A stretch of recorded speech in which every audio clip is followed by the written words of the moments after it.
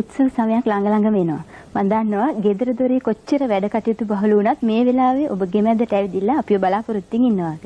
මම දන්නවා අදත් අපි ඔබට වාසනාව අරන් එනවා කියලා ඔබ විශ්වාස කරන බව. ඔව්. වෙනද වගේම අද මේ 272 වෙනි මහජන සම්පත දිනුම් අදින ජාතික ලොතරැයි මණ්ඩලය වෙනුවෙන් සම්පත් රේඛා තුලින් අපි ඔබ හමුුනේ. අද අපේ මුල් දිනුම් ලන්සුව ලක්ෂ 5යි.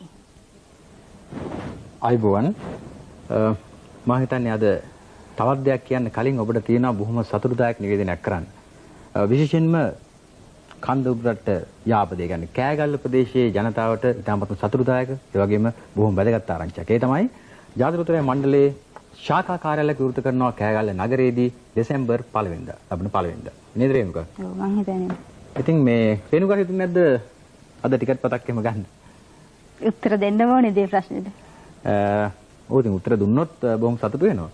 මම ඒ කියන්නේ නිමල් සතුටුයි මම ටිකට් පතක් ගත්තයි කියලා අහන්න. නෑ ඉතින් ටිකට්